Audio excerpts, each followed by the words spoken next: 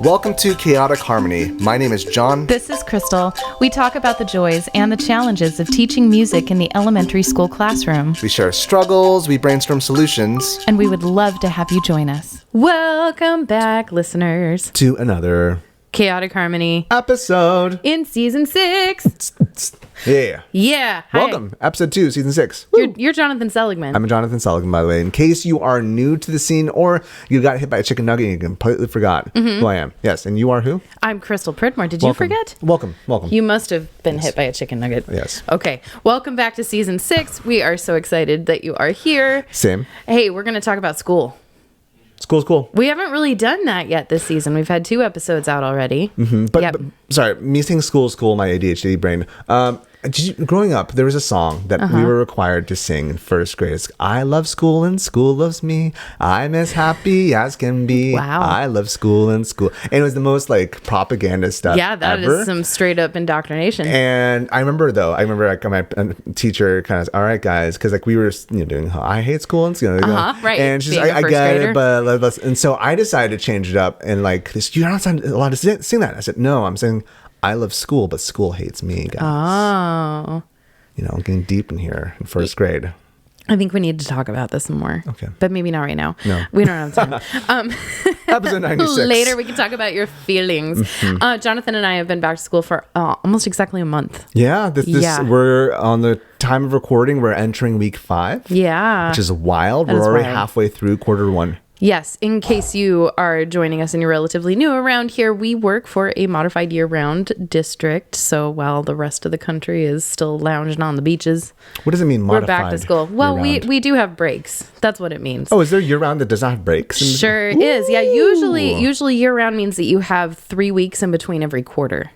So you go solid for 8 or 9 weeks, and you have a 3-week break, and it's evenly distributed. So ours is a little bit different. Okay. We get a fall break, which is 2 weeks. We get 3 weeks in December. We get another 2 for spring. We get 5-ish for summer. Terrible. A little bit more than that. Yeah, and I see. It's always a little bit of an adjustment to go back. So Jonathan, how are you feeling going back into your first day of school? So I was telling the principal, I feel like this entering back was the first relatively normal back to school since COVID. Yeah. Because first off, there were no porta potties. You remember them porta potties? None of them porta potties. Was that an entire year? No, it was not. No, it was half a year. Oh my gosh. It was half a year, and also Jonathan's school was under construction for a very large amount of time. Also, my music room I wasn't sure when it was going to be built by. If in case you don't remember or you're new to the podcast, I was sharing how I got moved to a new classroom, which was away from everything, for better and for worse. But also, like, I was told constantly, oh, it's going to be ready in a couple weeks. It's going to be ready. And like, I was told that before the year before it ended. And so I wasn't sure if I was entering a classroom or not come that year. And now so that was a tumultuous season. This year, that's not. Yeah. This year, I'm not rebuilding. In fact, also, so our school is sadly enough getting smaller. A lot of things. There's a lot of redistribution happening all over San Diego with housing. Housing. Also, the new school was built. Sotomayor. Yeah, and also there's new elementary school. And also, there is still that slight exodus that's happening to students moving into more private and homeschool spaces, which is really affecting the public school space. So we're getting smaller, and so we lost sadly 5 general ed teachers, which really sucks. That's a huge amount. It's a big sad. Yeah. But the good news is, for me at least, I took a note from you, and one of my first grade teachers decided to move into a different room, and that's the one that's right across from the music room. So I asked the principal, hey, how would you feel if we turn that into the band room / when it rains, our dance teacher can teach there instead of in the NPR. Yeah. So I now have 2 music rooms, which is really nice, and it gives more room for movement in the main general music room.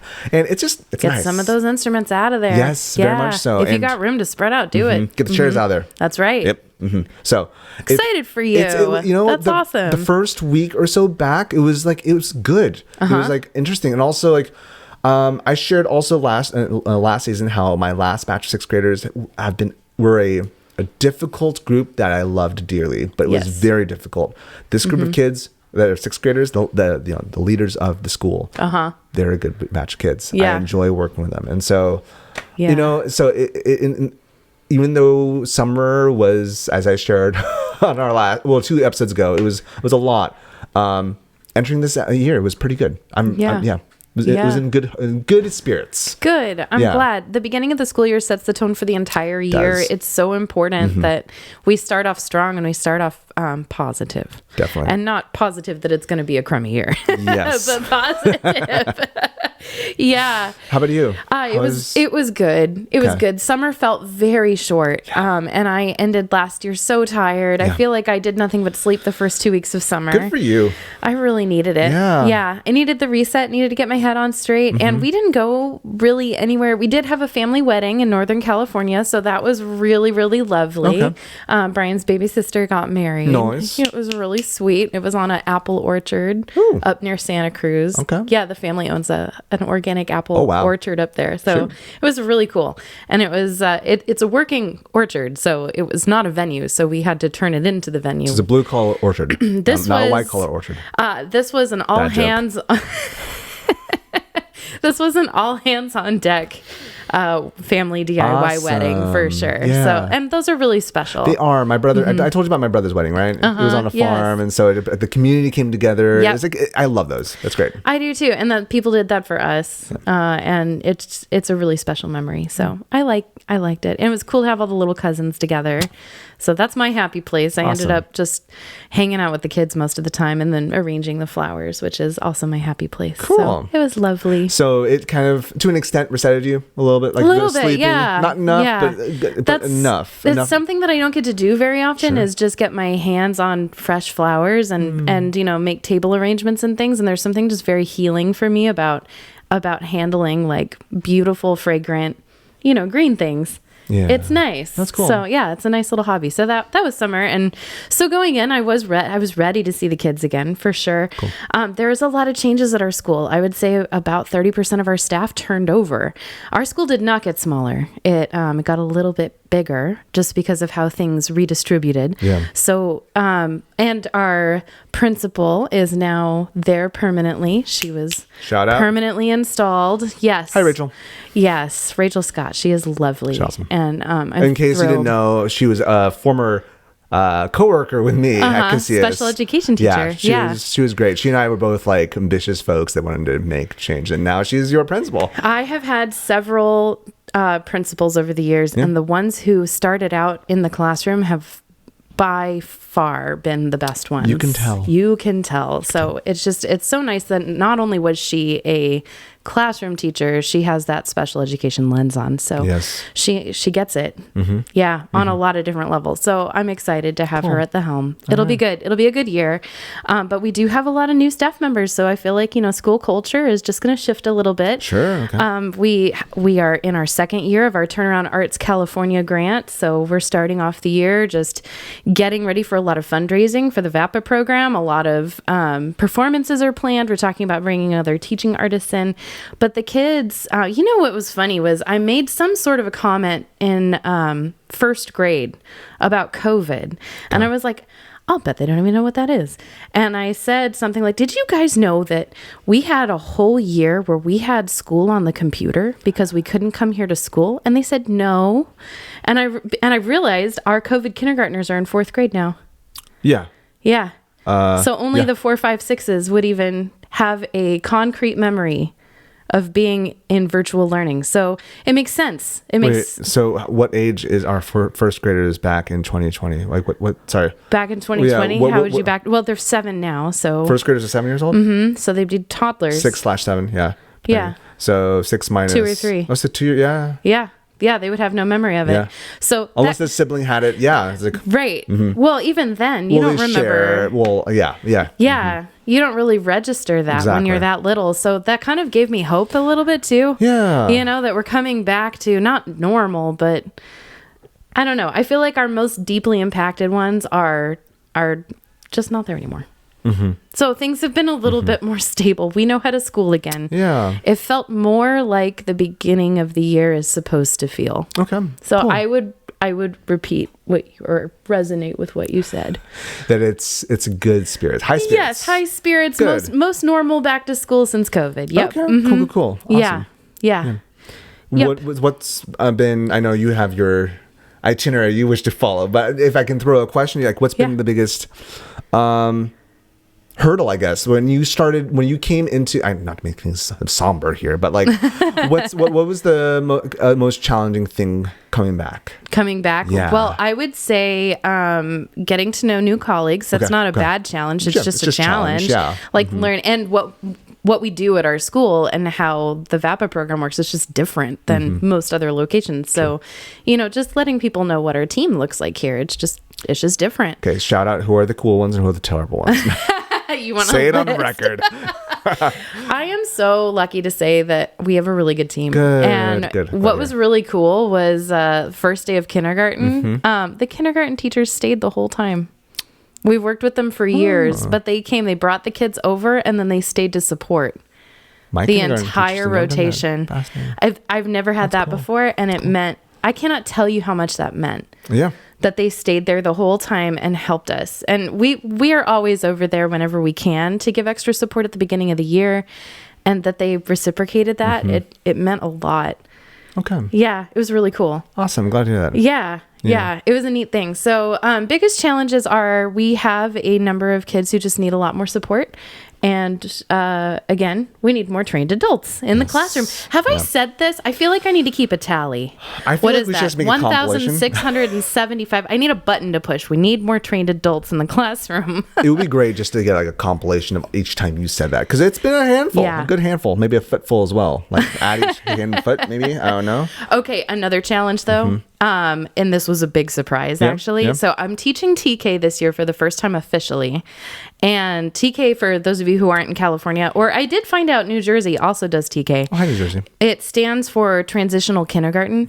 And that's for all the kids that were born between September and December or something like that. It's like a very narrow amount of time. So they're a little too old for pre-K, but they're also too young for kindergarten. I do find the name kind of weird. It is weird. The notion is that we had universal transitional kindergarten. UTK is really what the full thing is. Yeah. But if it's universal transitional, like, why is it universal? And it's a weird... Not everybody goes to TK. The whole thing is really weird. But then they've also expanded the birth dates. The goal is that everyone will be, right? I think so. Is that... I don't know. Do you know? We're going to do a whole episode on TK, so I do have more to say about this. But just for our listeners' information, I've only ever taught kindergarten through 6th grade. And I have not been a part of the preschool program at all. But because the way TK is funded, now they are a part of our official school population. And we provide release time to that teacher. We thought it was going to be a small class. We thought it was going to be about 15 to 17 kids. There's 24. Yeah. There's 24 4-year-olds in that class with one teacher and one aide. Bless their hearts. Bless their hearts. Yeah, so we had that last year. That's been a huge challenge. We had that situation last year. Last year was our first time doing TK, and last year we had less understanding what TK was supposed to look like. And so just one teacher, one aide, kind of. There's also an assistant because we had a child with a 504, and so different kind of situation. But and then to the max, we had the max amount of TKs you could have in a class. And how are we doing this? Right. How? Yeah. Yeah. Anyway. Yeah, no, we've definitely been through all those feelings and all of those things. We're figuring it out one baby step at a time. And we came up with some interesting solutions. So I'll share more about that later. But that's been a challenge. What about you? My challenge? Yeah. What's your big challenge for the beginning of the year? My big challenge was that, first off, I shared on the podcast 2 podcasts ago that my summer was engulfed by running levels for the first time. Ah, yes. And so you were course director for the San Diego ORF course. Yes. And so I had a few days beforehand. Then I had the prep for it. I had the actual 2 weeks. And then I had 1 week just to go up to Northern California at Lassen National Park and just try to escape for a little bit. So I was as much as I was excited for this new year, I was not rested. Yeah. And so there's that. But also, I really wanted to do better with concert band. That was kind of my focus. That was your big goal. Yeah, because I think I'm fine with choir. I'm doing okay with relatively speaking, okay with general music, but band has always been my weakest area. Yeah. And last year I had the niceness of having, as I mentioned earlier, one of our sixth graders was their father is a retired music teacher. Mm-hmm. And so he helped support that year. This year, that's not the case. So it's like, okay, now that I have full reins again, how am I going to do this better? So I did a lot of prep, just making sure that things were well organized, whatnot. And it took a lot out of me. The challenge was like, how am I going to make sure that everything is organized so that when we hit the ground running, we're running? Mm-hmm. And even though with all that planning, there's still a lot of stumbling. Mm-hmm. And so it is what it is. And I still have no clue how to teach band in an orph-like fashion, and that's another element. Gotta invent it, right? I'm sorry? You gotta invent it, you know? Gotta invent it. And like another thing is that why do we still utilize the concert pitch versus the what do you call it, the traditional pitch, where you have freaking B flat trumpets with clarinets, but wait, hold up, do is actually a C for you flutes. Oh, saxophones, you got a G. And like I understand why the history of it is what it is, but like, dude, it's so hard to teach that at a elementary level. Mm-hmm. I do use movable do when I teach my kiddos, but it's a butt. It's a straight up butt. Yep. To teach. So like, it was tricky. Yeah. So anyways, that's been just getting all my things lined up has been the biggest challenge. Making sure that once we start running hard, we're running hard and we're doing the good and doing stuff. So I think though, with that said, we're now entering week 5, as we mentioned, and I feel like despite the fact that I had a lot of late nights at my school getting things ready, I think we're running well. Good. Okay. Good. At least okay. At least okay. That's okay. Yeah. How do you get prepared for the beginning of the year? Let's talk about your physical space. Do you do anything special to get your physical space ready for the kids? So you split into 2 rooms this year. That's a big improvement. So asking me like, what do I do? Like the past 2 years have been so different. Let's see. What do I do differently to make it ready for the kids? Mm-hmm. I look at the space and try to reassess what worked and what didn't work. Mm-hmm. What'd you change? Well, first off, I moved all my music stands in the other room. Yeah. That took up a lot of space. Magically you can fit so much more. Yeah. Yes. I changed my spots. Okay. I did the whole hexagonal. There we go. Approach that like Hans kind of recommended. For your sit spots, like for the kids to sit. Yeah. And it wasn't sitting with me. Okay. It just wasn't. So I went back to like the staggered row approach. And did that, got new spots, got also like I reorganized how I wanted my students to line up because my space was, I don't know how I can make this clear for audio listeners or even for you, since I don't have a piece of paper. Well, I'll let you know how it goes. Why don't you try? And then if it fails miserably, we'll backtrack. If we went, the room was meant for TK. It was built for a TK room. So it's like long and skinny, kind of like a rectangle? It's long. Well, it's the same size as a portable. Okay. But there is no desk. Praise be to Gilgamesh. Like, there's no big bolted to the middle of the room for some stupid reason. And there's also this big whiteboard, which is nice. It's good, but it does get in the way of kids lining up because it's meant for TK. They aren't that big kids, so you can squish everyone in a line straight from the door, and that works. But when you work with sixth graders, they're gonna bump into that whiteboard eventually, cupboard area. So I rearranged it to where instead of them lining up straight from the door, they line up at an angle. Okay. And so I've used star sit spots to delineate that.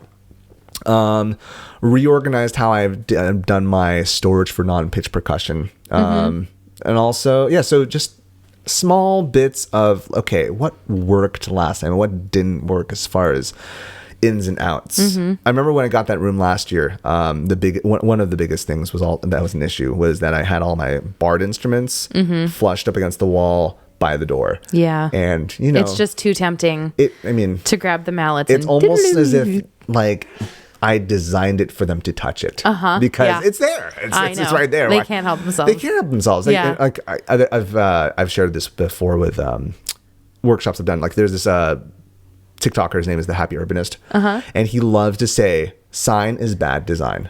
And so he shares about, for example, like if there's a sign that says don't do this, if the streets want you to do it, if it's the thing that you're actually driving on is encouraging it, that sign doesn't mean anything. Yeah, so true. Similarly, you can tell students don't touch the instruments, right? But if it's designed that way, then they're going to do it. So I've moved the instruments to a different area, moved some things around, and so I think it's made at least transitioning easier, a little bit better. Good. Before I get to your, before I shoot it back to you, one thing I did not like over the summer. Okay. Apparently, my room was a target for a lot of birds to poop on. Oh no! So there's a lot of, but like outside. I'm assuming. I mean. Oh yeah. No, not flying inside. All right. There's not a hole. Did it turn into like the owlry from Harry Potter? Like I'm picturing like dropping. Gosh, that would be that would be a nightmare. That would be amazing. but also terrible. Not. No. It's the ramp to it. So like. Yeah, and like the thing is also we're so far away from any water source, so I couldn't ask my custodians to. Well, actually, maybe I could have. I don't know. I just didn't ask my custodians. So I grabbed my I grabbed my water pick. Oh, okay. For my teeth. As a power wash. It's like the tiniest little pressure washer. That's just to get the specific concentrations. You know what? We're freaking music teachers. We improvise. We make do. We make do. That's funny. Oh my gosh! I wish I had a video of that, John. I'm gonna need a reenactment. Maybe what I need to do is just constantly wear one of those like either GoPro or Insta 360s where I'm just walking around, like a little lipstick cam or stuff. Something. Exactly. Just. Because you never know what random stuff like a music teacher's going to do. Next time I have a bad day, I'm just going to have that mental image and just like go right back to that. That's amazing. It was very tedious. That's like the army, like literally like cleaning their floor with a toothbrush. Yeah. What is happening right now? That's amazing. So. Wow. That's what I did for redesign. Congratulations. Next time you can call me and I'll bring you my pressure washer. Okay, I have one. I got you, boo-boo. So in the last episode with my conversation with Olivia, Olivia asked me what was it like being a levels director, and the last bit I said was that I feel like being a levels director really forced me to enter the thing I don't like doing is asking for help. So clearly I gotta just ask around, hey, who's got a water pressure? Because I'm just using my water pick here. I mean, just start with me, honey bun. Like, I got you. We've got so much stuff. That's fair. Yeah. Okay. That is my favorite chore. It's so satisfying. I love hooking that thing up. Yeah. Yep. What do you hook up to? Just the spigot? Just like the hose. Okay. Yeah. Okay. You pressure wash the fence. All the outdoor chairs, they go from like grimy gray to white. It's so nice. I might just hit you up for fall break. Yeah. Maybe not. No, fall break will go somewhere else. But I'm not going to be here, but you can. Cool beans. You can borrow my stuff. All right. How about you though? Throw it back to you. What have you redesigned? Well, I did a lot of instrument maintenance this summer.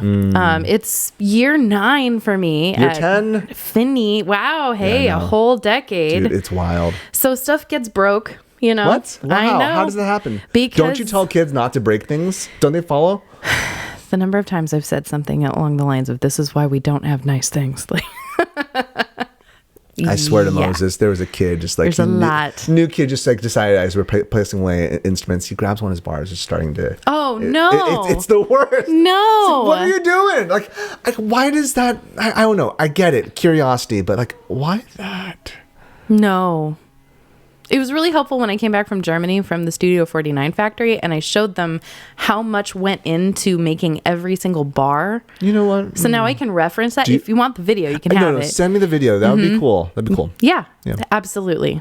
Happy to do that. Yeah, I'm just really impressed upon them. Like, these are handmade. They are expensive, but your iPhone's expensive. And if you break your iPhone, you can go get another one at Best Buy. These are a lot harder to replace.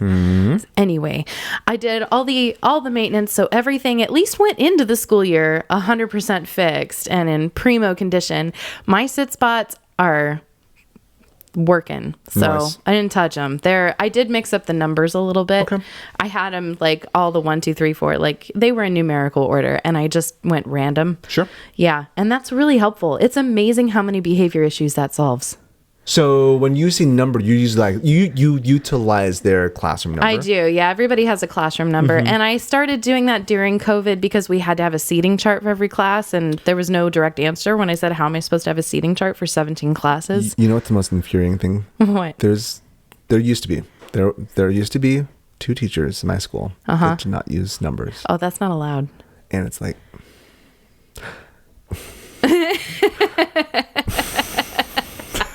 It's not just about you. Get on board with the number system. Anyway, continue. So Sorry. Around all of my sit spots, I do have all of my numbers in a hexagon. The kids sit there, when we're doing like everybody look at the board and read this music thing. But then around the hexagon, I have fish swimming in a circle in rainbow order because my art teacher would have a conniption if I didn't. Ooh, that's a good word. I don't know what it means, but it's a good word. So she... I'll look that up. Oh, yeah. Okay, go for it. I can multitask. I'm really curious. If we pause this episode. No, sure. Anyway. No, sorry, because I love my Google overlords, but they're listening to me. Conniption, a fit of rage or hysterics. Yes. Isn't it a great word? I love that word. Yes. Use it. Use it in a sentence this week. All the fish are swimming in the same direction. They're all going clockwise. So when the kids come in and I tell them to get in a circle, stand on a fish, next to a fish, in between a fish, and now we're going to walk the same direction. The fish are swimming. I like that. I've seen that it's before. Really helpful. I've seen your stuff, but that's good. I use it all the time. I know you use a hexagon. A hexagon, I'm guessing, is going to be if the kids. My room's a square. Spots. Yeah, that's the thing. My rooms are all all my rooms are rectangles. Yeah, all a bunch of rectangles. I don't know what's the hexagon works for me because it's a square. That's the only reason. Yeah, because there's too much width in my classroom. That's why it just didn't work so well. But, might be.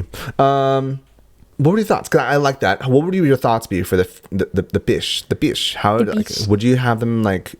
If I do in my rows, not hexagon, but rows, like we just make an oval shape, I guess. I mean, it's up to you. We do circles all the time, so I really don't know. I would still do a circle if you want them in a circle, but I without having really spent much time in your room and none with children in there, I could come over. We could workshop it, but I don't know. Okay. Yeah, sounds like I need to get over to Casillas and just saying, check out the space. Check it out. Back to you though. Connection. Yeah. I took a lot of stuff out of the room because I knew I was going to be having TK, and so I just made it possible to cover everything up. So last year, something I talked about that I did was I spent hours over the summer making my Google slides of every shelf. It's a document that is like it's a layout of every shelf in my room and what is stored on that particular shelf. It stayed. My system stayed. Nice. Yeah. Okay. My system held.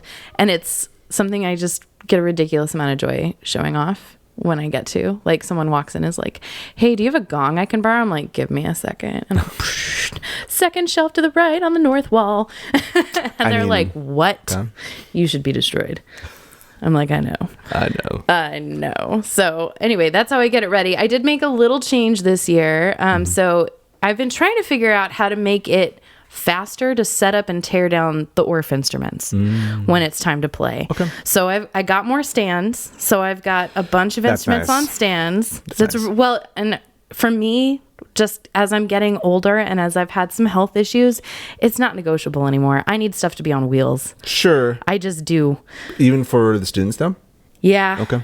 Yeah, because like, that's I don't trust them. Yeah, they drop it. I don't want them dropping it, So they're all are they all stored on stands? Not all of them. Okay. So, but the thing is that I've got 12 on stands now on 2 sides of the room, so 6 on each side. Okay. And I've told the kids, if you choose an instrument to play that is on a stand, you are committing to standing the whole time. You may not kneel. You don't get a chair. You don't lean against the counter or the wall. You don't sit on it. You don't sit. Yeah. No. You don't grab the bar and you ding on it. Standing up the whole time. And that solved a lot of issues with people like fighting over who gets what instrument. And then, if you don't have one on a stand, then you get it out of the cabinets in the back. You put it on the floor. You drag it to your spot, chugga-chugga-choo-choo train style. And then you go to your number spot. And it's made things really fast and smooth. Okay. Yeah, we can set up tear down in 3 minutes or less. So do you send the students out like, okay, stands first? No. Everyone just goes. Ready, set, go. But we've practiced it. Okay. And they know if there is even a hint of a disagreement with an instrument, my answer will be rock, paper, scissors. So you also have them choose rando for the whole, for everything. Like this. Yeah, until we get to performance time. Sure. Okay. Yeah. Then, then I'll kind of listen in and see who's really steady on the bass line and who can handle the dexterity up on a glockenspiel or whatever. Question. Yes. If I had to choose stands or bass bars? Stands. I would say. Okay. Well, okay. First, I would get a C and a G bass bar. Okay. Then I would get stands. Okay. Yeah. No, like, no G sharp. I really want an F sharp bass bar, but I love my bass bars. Don't get me wrong. But stands are just way more. Just from a practical standpoint, to save your body. That's fair. Yeah. Yeah, I do love having my bass bars, but also you can kind of accomplish the same thing if you get an electric bass. Like you can get an electric bass or you can get a ukulele bass, and just plug it in. You can get one with a pickup for like $150. Yeah, teach a kid to go C G C. Yeah, I don't know. You know what I'm saying. Anyways, I'm tempted to try to find it. It's the weekend. Don't do it. And also, we gotta keep this running. So I know we do. Anyway, so that's what I have to say about that. Okay, cool. Yeah, I'm debating because like right now through Lead, Lead is awesome. Yeah. But Lead is our after school program. After school program, which has helped me to fund a new sound system for my choirs and such, which has really been really great, and it's been utilized amazingly well. I'm debating to just for 1 quarter teach an after school Orff ensemble, and so maybe purchase some bass bars or stands through that. So I'm debating. Okay. Yeah. Yeah. Okay. So you say stands. I do. Okay. I do. Okay. Save your back. I love the Basic Beat table stands for glockenspiels. You can fit 2 side by side on a table. And then I just use the Studio 49 stands because the sonars will fit on it. And I have mostly Studio 49s now. Okay. Yeah. Someone's brush. Yeah. Someone's brush. I am. Yeah. I'm still a sonar guy. They're the best. I mean, that sounds... Studio 49 for the win. Sponsor us. I mean, we're working on it. That's all I'm going to say about that. So, yeah. Anyway, I have a question for you. I have a response for you. Okay, great. So, at the beginning of the year, it's like I said, the beginning of the year sets the tone for the whole year. Yeah. Right? It's true. So, have you found over the years that you can most establish that positive classroom management, productive environment from day one? Positive. What do you do that makes positive and productive? Like, how do you lay down the law? Like, this is what we do when we're in this room. This is how you're going to do it, but we're happy about it. You know what I'm saying? Sure. Yeah. I've kind of utilized the similar kind of expectations, and so there's a kind of a continuity, whatnot, to it, and so the expectation isn't new per se, but it's also rather reasonable as well. It is. Do you have activities that go with it, like, or do you just kind of say we it? do it with movement. Okay. So there are movements go with it. One speaker at a time. Be kind, respectful to ourselves, others, and our instruments. Be a first-time listener and join everything we do, kind of thing. And so there's that with movements and chanted at a rhythm that I'm not going to do on a Sunday afternoon. I want to hear it. Come on, Jon. You can find it on the Patreon. Okay, fine. On top of that, though, bringing joy. The joy, I'd say, is more of the introduction, enter the classroom element. Be it the song, be it the movement, and then we sandwich it with the expectation and then do an activity. I guess that's probably my approach. Okay. That's probably my approach at the moment. Okay. What is yours? Well, so it's also on the Patreon, my beginning of the year activities. It's my all-star song, and it's a major scale. So we do the Kerwin hand signs, do, re, mi, fa, sol, la, ti, do, and then all the way up and down. And then we sing our expectations, which are listen closely the first time, stay in your bubble, please don't pop mine, know when to play and when to rest, always be your very best, keep your words and actions kind, help our ensemble really shine. These are the things we do each day to learn all the music we want to play, kind, responsible, and safe is the Finny Bulldog All-Star way. Cool. And we sing it, and then we do it in a round. And then the older kids play it on the Orff instruments, and it's pretty rad. Okay. Yeah, and then they know. That's what I we would do. love to see a video of that. Yeah, sure. You know what? We actually did it at back to school night. Oh. Because now that they've been with me for a few years, I just invited any 4th, 5th, and 6th graders who could make it to back to school night.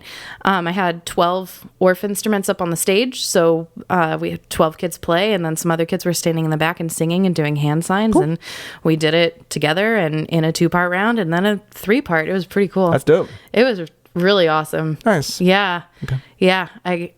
This year I have a kindergarten parent who's an orchestra teacher for Unified. Okay. Yeah. She came up and gave me a high five. She was like, okay, good. Well done. Back to school night. And you had a performance. I'm like, I know, right? And I'm glad to hear that because I know, you get a mixed bag with as far as music educators everywhere. And she's awesome. So it sounds like she's like on board, which is great. Super great. Cool. Yeah. I'm so excited to have her. Yeah. Yeah. What we did is for our back to school night, we had our every single child actually went on stage. And we sang a motet. Yes. No, we didn't sing a motet. Love that. No. Love that you're like. I was trying to build up a joke. No way we did that. No. Yeah, we sang Palestrinas. So we sang Palestrinas. I mean, if you're not doing that, what are you even doing? Yes, we've been on an elite kind of school here. So. No, babe, we're working Chula Vista. We work in Chula Vista. We run it cool. Yeah, we run it cool, right? So, yeah. No. Also, we sang. Sorry for all the Palestrina stands. I just offended. You can at me. I don't care. If you just had a conniption because of that. At Mr. Solomon, MRSALG, man. Send him a voice memo. Okay, the Harmony Classroom at gmail.com. I will play it. We will play it on the podcast. One podcast. Actually, you know what? I do want to say this. If you have a comment or a question that you would like us to air, you can make a voice memo on your phone of you saying it and send it to chaoticharmonyclassroom@gmail.com. You should do that. Yeah. You should do that. We should also. I think maybe we should implement this for the season. Okay. We should have a question we ask them. Yes. So I don't know. Maybe we'll do that for the next episode. We'll have a. I would like to hear, what do you do to get your classroom ready, or do you have a day one activity that you do that kind of lays the foundation? And also, if you are apprehensive to share your voice, you can also just type it into Google Translate and then record yourself and send that recording to us. So it sounds like this. I like to for the first day of school. It's like, if you're feeling. I mean, if you're feeling apprehensive, some people don't like sharing their voice. Yeah, I know, but then I'll dramatically read it like a Lady Whistledown. So either dearest gentle readers. So either write it out or send an audio recording. Or SpongeBob. Do it. Oh gosh! Ow!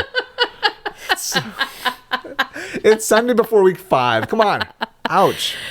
Anyways, so yeah, actually, so type it up or record it, whatever the case. But yeah. What do you, so once again, make sure we get it right. What do you do to get ready for the school year? Or do you have a tried and true first day activity or lesson that you do every time? Send it. My 3rd grade activity every year is the make a movement that goes with your name. So we're all standing in a circle and everybody has to say their name and make a movement. And then we go around and everybody has to do it. We do that with 1st grade. First grade. First grade. Expectation is the movement is very gentle, but also we then tie it with the book Your Name is a Song, and that's then attached onto the Patreon as well. Patreon.com/CX It's a beautiful Seligman lesson. Thank you. It's a beautiful book. It is a beautiful book. I love that one. That's why it's one of the popular books that was in our last episode for the Chaotic Harmony game show. You should check it out. Well, we do have some more things coming up.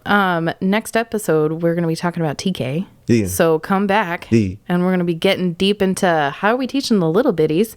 And we do have Spiccato and Around coming up after the break. I want to take a quick break and thank my husband, Bryan, who's been working behind the scenes producing these episodes every week on all of the platforms and on time. But you need to know that he is first a financial planner for Mission Trails Financial. Mission Trails Financial is a partner that seeks to guide clients in the journey to financial success. They believe that people need a financial advisor that aims to provide strategies for success. Mission Trails Financial helps people navigate investments, tax planning, and insurance. Imagine working with an advisor who isn't tied tied to specific brands. Mission Trails Financial has a fiduciary responsibility to act in the best interests of their clients by providing independent, objective advice. Their mission is to help clients accomplish their financial goals. As Joe Vitale once said, a goal should scare you a little and excite you a lot. Do yourself a favor and set up a time to chat with Mission Trails Financial. Visit www.missiontrailsfinancial.com or call 619-419-0238 to schedule a call. You'll be glad you did. We believe that leaning on professionals is how we get ahead. Check out the program notes for more information. We're back with Spiccato. But before that, we have a hard left turn for y'all. Thank you so much, everyone who's been part of this journey for the past 96 episodes. 96! Wow. Coming up. And thank you. But to make sure that this keeps on running, please support the things that you love. Go on patreon.com/chclassroom. We have some great lesson ideas. Also, we have merch, which you can select to grab. I know some of our Patreon folk have already gotten theirs, and so hopefully we might see you guys wear that at conference. Maybe that'd be fun. Come find us, take a selfie with us. Definitely. Put it in your story, share it with all your friends. Send it to you. Yeah. Sorry, I was trying to do hide your kids, hide your wife joke, but it didn't work out so well. That's so old. But it's so cringe, and it's the best. So old. The best. Oh my But in case you cannot send us a buck, that's okay. This podcast is meant to be free, but it wouldn't hurt to hit like, share it to your friends, share it to your wife, hide your kids, and all that stuff. So, I got it in there somehow. Really, you can also leave us a review. Leave us a review on Apple Podcasts or Spotify, because I'm tired of B. Arbra being the one leading the way. B. Arbra, you're a wonderful person. Then you'll leave me a review. Leave Crystal a review. Not me. Crystal is the best because. I need full paragraphs. Thank you. Okay. Thank you so much. And also, make sure if you have any questions, send to chaoticharmonyclassroom@gmail.com. Thank you. Okay. It rolled away. Oh, no. I know. ¿Dónde está? It rolled all the way over there. Do you see it? I see it. Okay. Here is our Spiccato. Spiccato. Yes. I thought that this was appropriate for the beginning of the year. Do you know what it is? It looks like something you rest your head on. It's a foam roller, but it's a travel size one. Have you ever used a foam roller before? No, what is a foam roller? Okay, so for those of you who have not foam rolled, they're usually used at the gym or at chiropractor or whatever to roll out your tight muscles. Yeah. So what would you do with a foam roller, John, in class? Besides hitting kids. No. I wasn't going that direction. I was thinking after I send the kids out. Because that's not allowed. No, I wasn't going to do that. No. Okay. Put on the review. Why is Crystal being mean to John? Put that on the review. Because Jonathan's my little brother. Didn't sign up for this life. No, actually, after I send the kids out, I just close the doors, turn off the lights, and just roll them back, just get all that stress out. But for the classroom, though, I like how lightweight it is, and I'm tempted to do an activity that involves tossing, because it wouldn't hurt if it hit someone, that kind of element. Yeah. I'm sure they come in different colors as well. They do in different sizes. So this one is only about, what would you say, 1.5 feet? Sure. Ish long. It's not very long at all. No, it's yeah. Usually they're at least 3 to 4 feet. Very dense as well. It's meant to roll out your muscles. Yeah, no, definitely. And I can see that. That one's kind of mean. Yeah. Why is it mean? On the muscles. Oh, it's a little too dense. Okay. Yeah. So it's meant for John then. You've really stressed out. I mean, I'm not stressed. All day, every day. I love my job.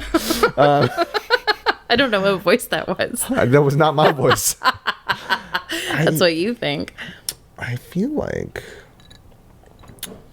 I don't know, the fact they can roll as well.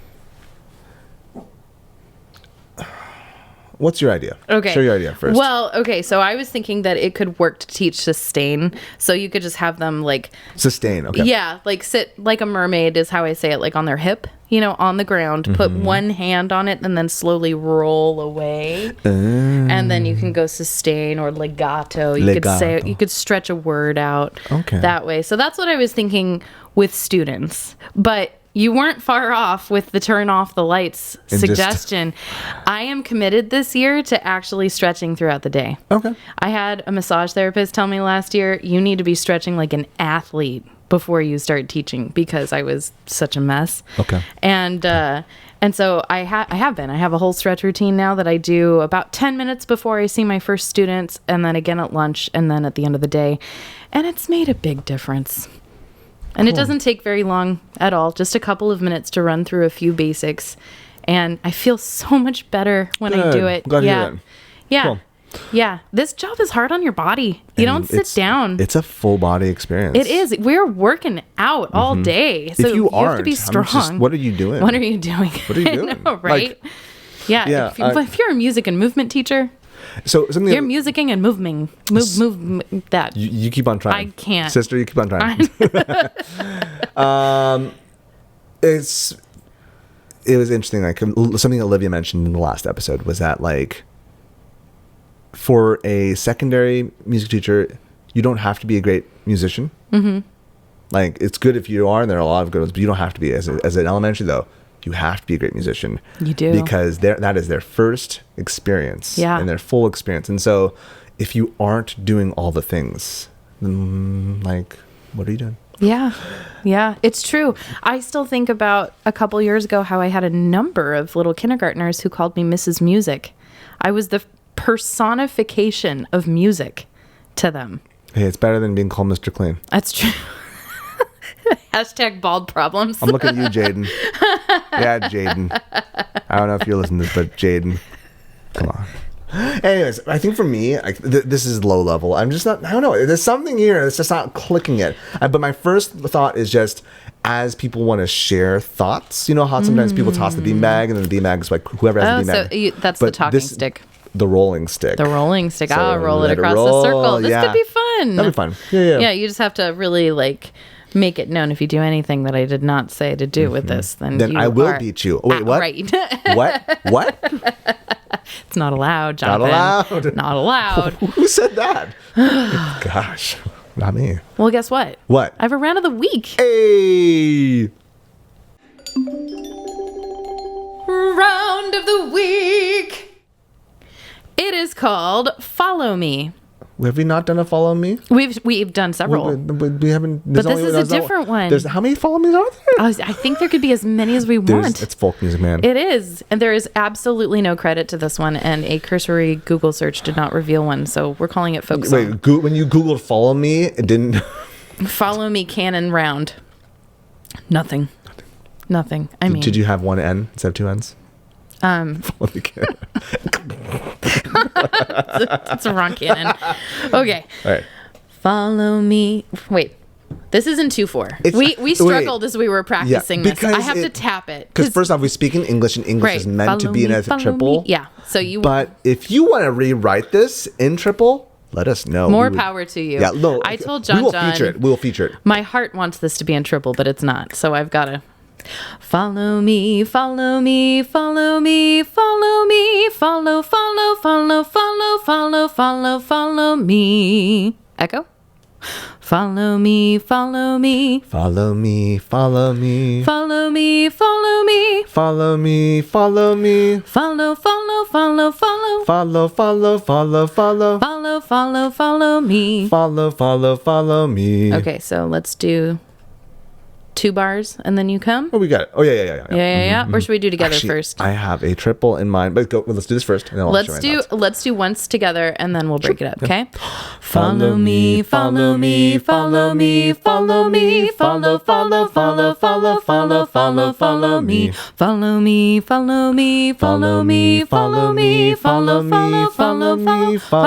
me, follow me, follow me, follow me. Me. Oh man. And that's why they pay us the big bucks. Follow me, follow me, follow me, follow me, follow me, follow me, follow me, follow me, follow me, follow me,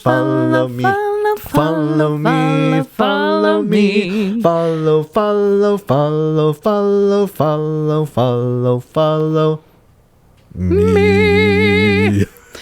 I feel like I need a martini. And don't forget to tip your waitresses, ladies and gentlemen. Thanks for coming to the lounge, right? Like, that's kind of like, follow. Okay, yeah. I need like a sparkly dress, you know. You could do that. I could. You could do that. I will. Okay. I'll do what I want. Okay. Thanks for listening. Thank you all. Where can people bother you on? You're never bothering me. Mrs. Pridmore on Instagram if you want to find teacher stuff, or you can find me at crystalpridmore.com. Yeah, you can find me at Mr. Seligman, MrSeligman on all the socials. Also, you can follow us on at CH Classroom, or you can just send us an email, chaoticharmonyclassroom@gmail.com. Do that. Do it. It's very exciting when we get non-spam email. It's way more exciting than how we're saying it right now. Anyway, thanks y'all. Take care. Bye. The Chaotic Harmony podcast is a joint project between Crystal Pridmore and Jonathan Seligman. You can find us online at chaoticharmonyclassroom.com. You can email us at chaoticharmonyclassroom@gmail and let us know what you think. Give us feedback about what you would like to hear in future episodes. We're on all the socials. Find us on facebook.com/chaoticharmonyclassroom. You can find us on Twitter at @CHClassroom, Instagram at Chaotic Harmony Classroom, and you can even find our episodes on YouTube. Chaotic Harmony is the name of our channel. Special thanks to Bryan Pridmore for his help with production and equipment. www.pridmoria.com.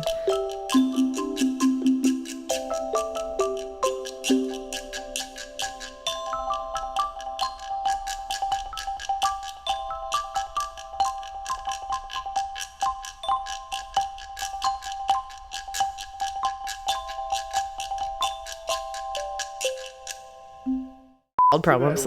Bald problems, yeah. Bald problems 1. It's cold as fuck. Bald problems 2.